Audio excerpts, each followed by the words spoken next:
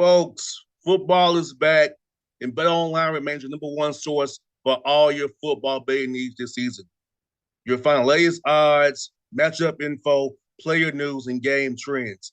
As your continued source for all sports wagering info, BetOnline features live betting, free contests, live scores, and giveaways all season long. Always the fastest and easiest way to bet all your favorite sports and events like MLB, MMA, tennis, boxing, and even golf. Head to betonline.ag, that's betonline.ag, to receive your 100% welcome bonus with your first deposit. Make sure you use the promo code BELIEVE, that's BLEAV, to receive your rewards. BetOnline, where the game starts, and also BetOnline sponsors the Bossman Show on your radio.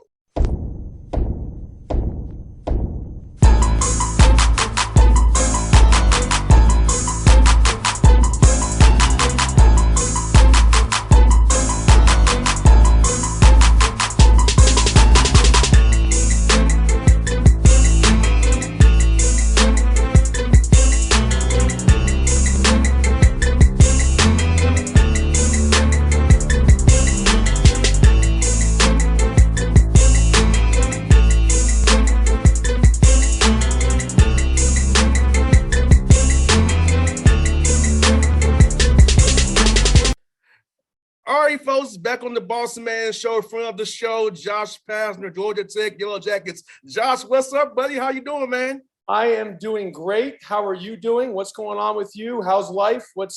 I know you've been busy. You've been doing a lot of great things. So good to be on with you. I always enjoy being able to get on with you. Life has been good, man. Just enjoying the family. Today's my little buzz birthday today. He's 32. So a lot of fun for him today. We're going to go out and have some fun today. After I can talk to you guys, man.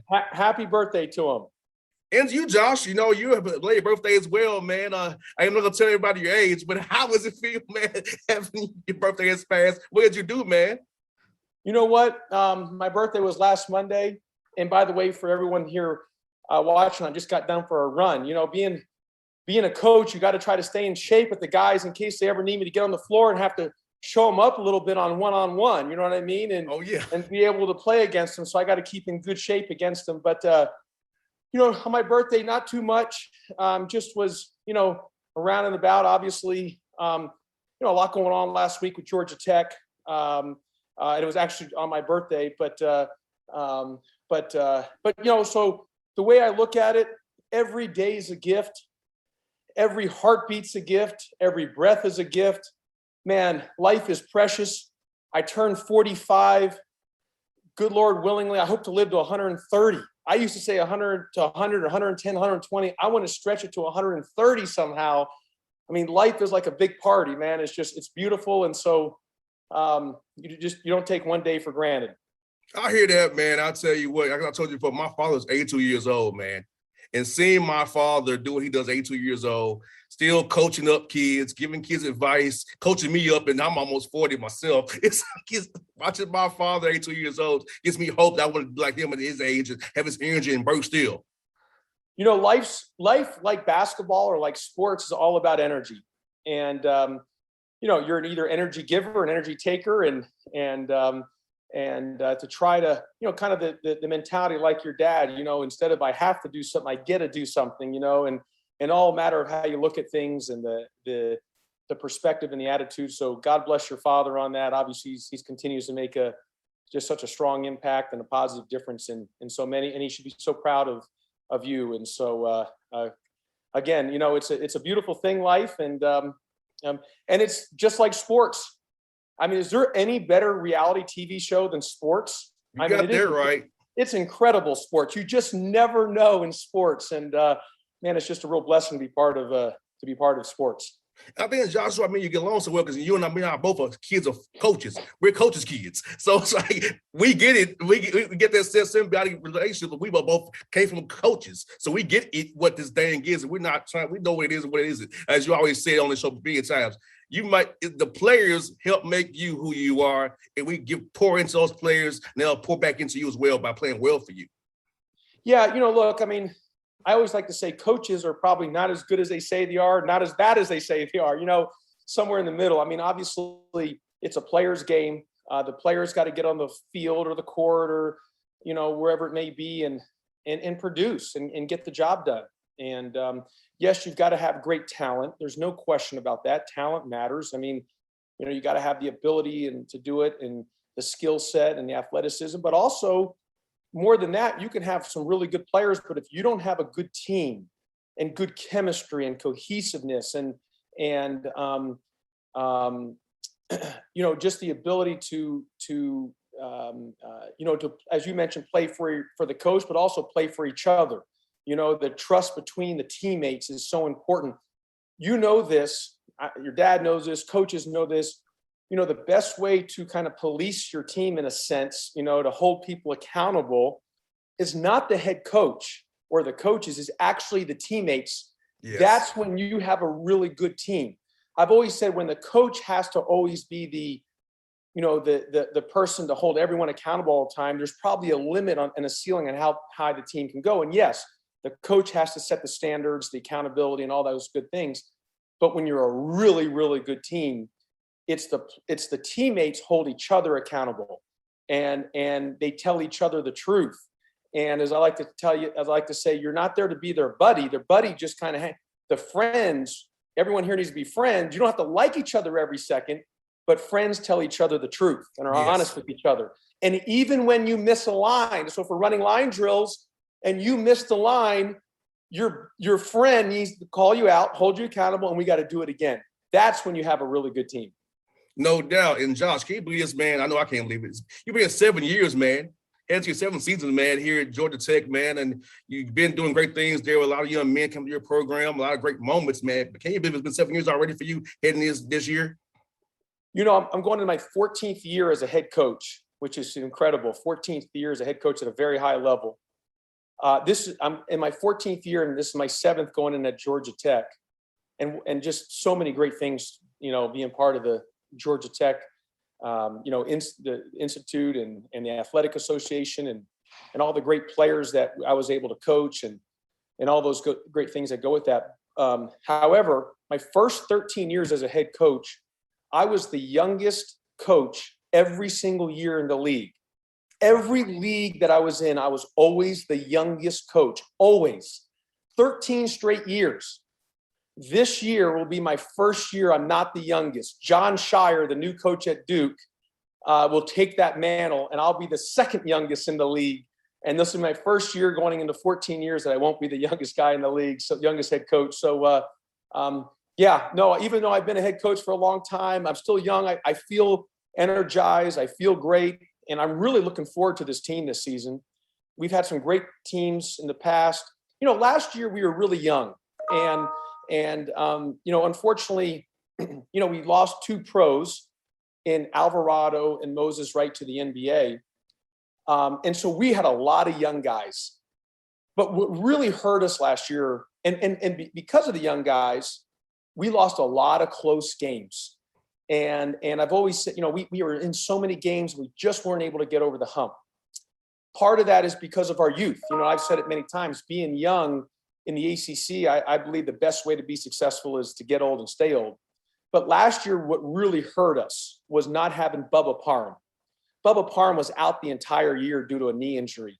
I felt if we had him, we would have won 4, 5, 6 more games and have been a totally different year, especially in those close games. And so that being said, even though we had a lot of youth last year, a lot of those young guys got a lot of great time in last season, and it will allow them to be really much more ready and mature and seasoned going into this season, this upcoming year. And then the second thing, we are spending a lot of time every day in practice, every single day, multiple times. We are doing a lot of time and score situations. So when we are in those close games, the ball will bounce our way, and hopefully we can finish out the game the right way.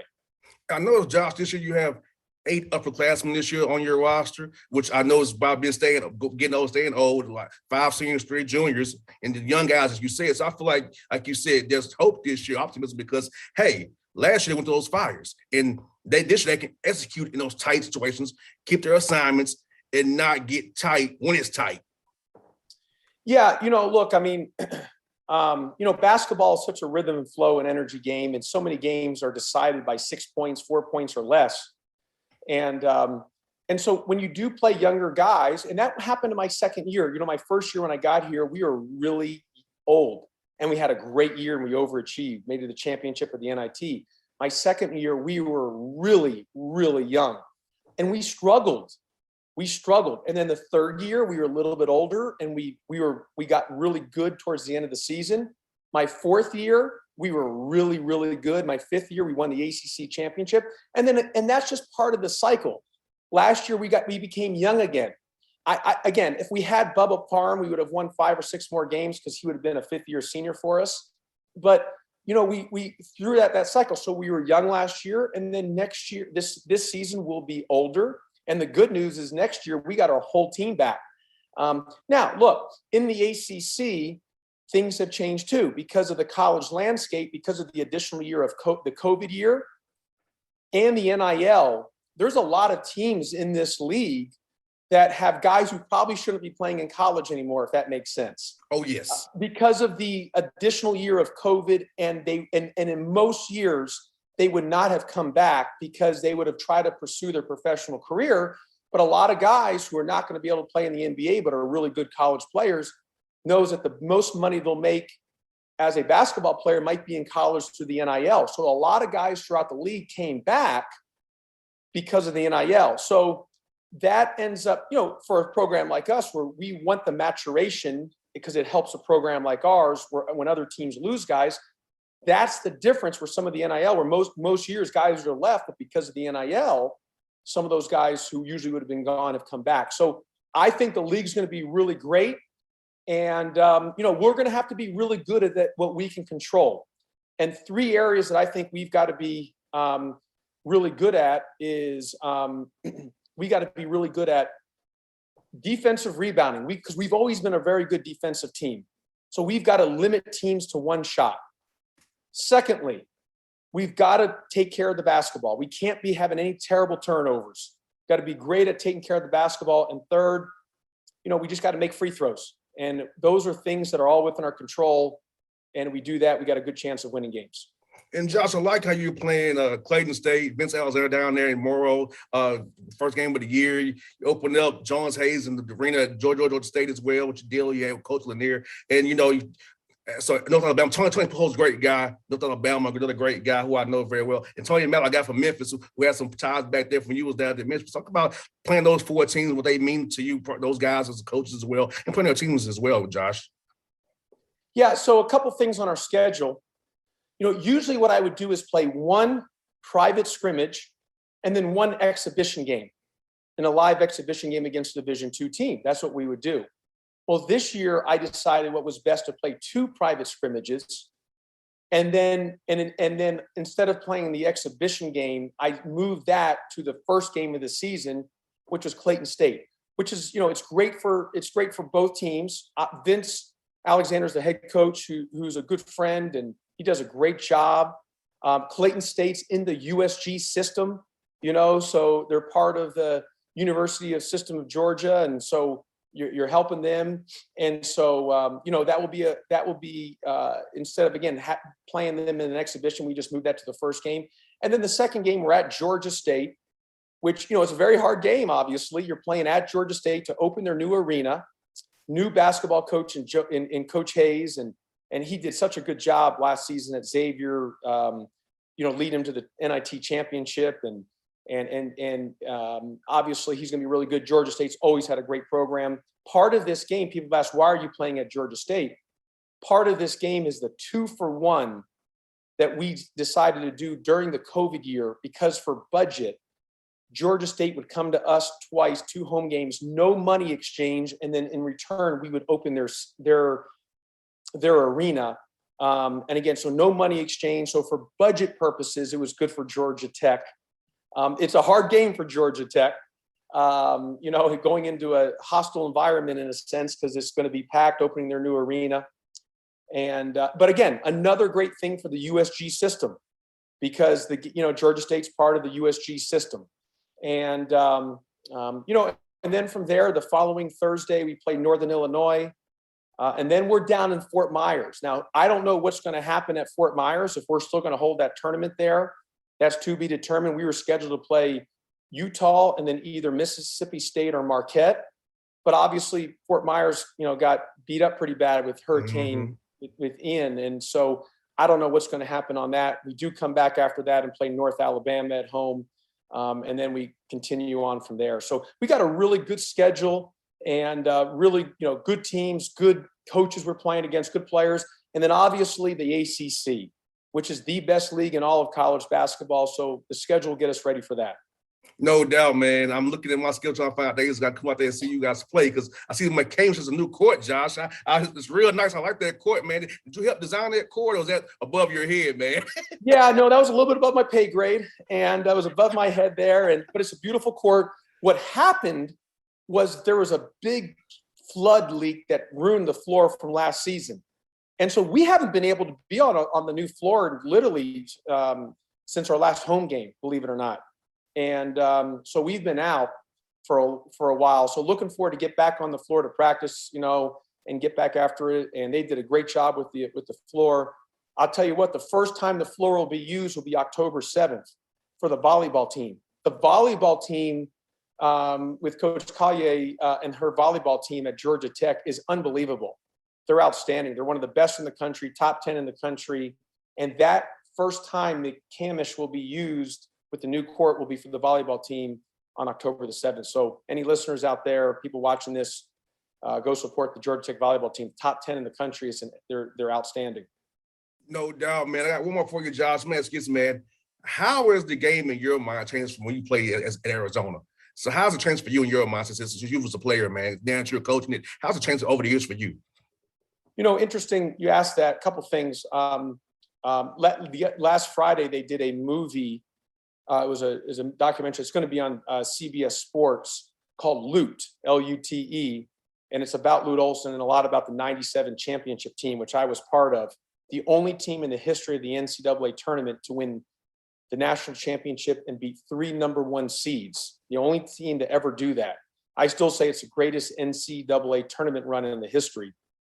And you've got we beat Kansas, Kentucky, and North Carolina, Kentucky, the 3 winningest programs at the time in college basketball, the only team to ever do that. But that was in 1997. That was 25, 26 years ago. The game has changed in a lot of ways. A couple things. Number one, back then you would play 3 out, 2 in, meaning that there'd be 2 traditional post guys a lot of times playing and 3 perimeter players. Now, most of the game is played either 4 perimeter players and 1 inside person, or 5 perimeter players on the floor. And the game has changed where there's really not that true defined center anymore. That's been one of the big parts of the game that has changed. 2, analytics. Back then, analytics was not involved in the game like it is today. I mean, you got the Atlanta Hawks hat on. I mean, in the NBA, man, they look at everything in analytics and analytical. Yes. In fact, they have people making decisions and they hire just on analytics in the NBA. And I'm sure the Hawks do that as well, too. So that has changed. And then you look at the college landscape and you look at, obviously, the NIL, the transfer portal, the changing of the conferences has totally changed. And so things are constantly evolving, and you've got to stay flexible, got to be willing to change. And, but in the end, as long as they don't change the rule and you can only play 5 players at one time and you still got to put the ball in the basket, that still makes it, there's a lot of similarities to now and back then as well. No doubt. But Josh, look forward to seeing you as always, my friend. I'll be out there to support you as always. And best of luck to you. All positive vibes your way, man. Always enjoy chatting with you, my brother. You too, my friend. Stay in touch and looking forward to it. And some great sports coming up for everybody in the city of Atlanta. All right, buddy. See you soon, man. Okay, thank you. Anytime, buddy. Bye-bye.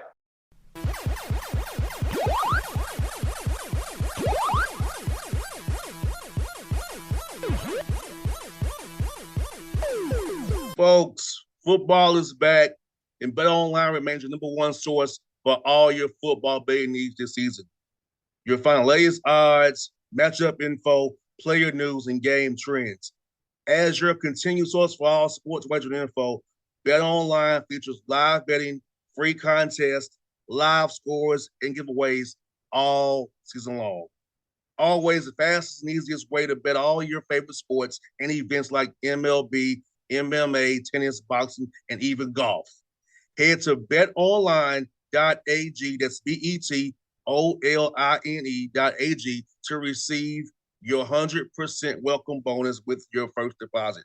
Make sure you use the promo code BELIEVE, that's BLEAV, to receive your rewards.